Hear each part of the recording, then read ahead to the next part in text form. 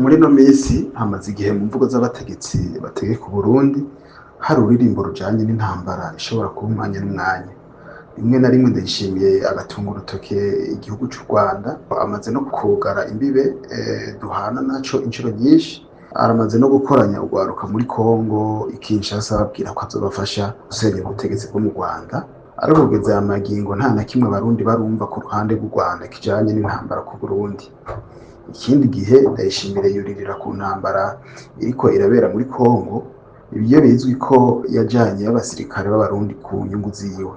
Kuba yarakoze ikosa rihambaye ryo kwikwegera intambara, akaba agarutse gutakambira abanyagihugu yongera batera ubwoba ngo bame mu ruhagarara rw'intambara itariyo.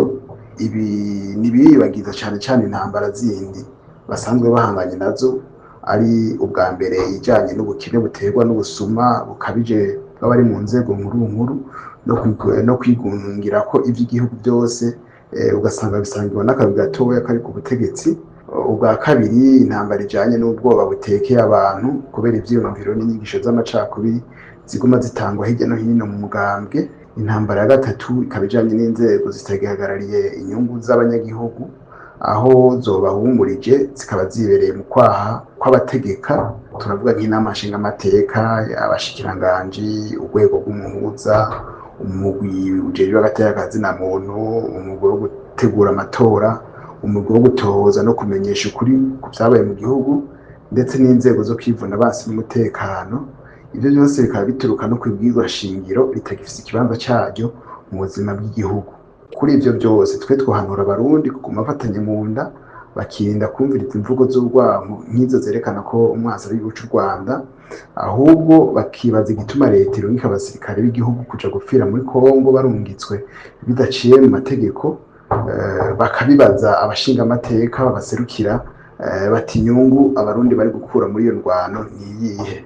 Bati ko abasirikare bafatirwayo leta itabasaba, ahubwo ibihakana. Babaze bati kuki abitavye Imana igihugu kitabagandarira nk'abandi bose, kuko baba baguye ku kazi barungitswemo n'igihugu nk'uko babivuga. Ikindi twosaba nuko boraba ingaruka z'intambara canke z'ubwicanyi.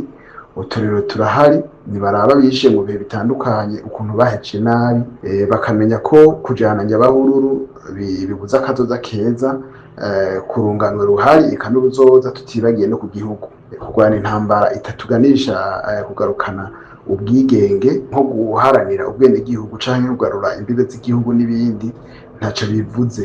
Ubu uri kugenda nk'ikintazi, kandi benshi abakoreshwa mu ntambara n'urwaruka. Urwaruka rero turuhanura kwirinda amajambo acanishamo, na cane cane imbonerakure, ko batagiye barashishoza amajambo umukuru w'igihugu avuga barashobora guhohotera canke kwica abantu bivanye n'ayo majambo. Nibamenye ko bizobakurikirana, kuko ubutegetsi bwo burahinduka, ariko bazokwamara abarundi kandi bazobihanirwa umunsi n'izina.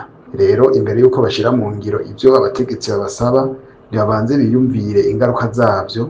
Urwaruka ruri kujana Nyabahururu ntibabe ibikoresho vy'abashaka inyungu zabo, kandi ntibibwire ko baza bumva ko ababakuriye mu nzego zitandukanye ko ico bavuze cose boca bagikurikiza, kuko ivyo bama bavuga canke ivyo bakora byose ntivyera.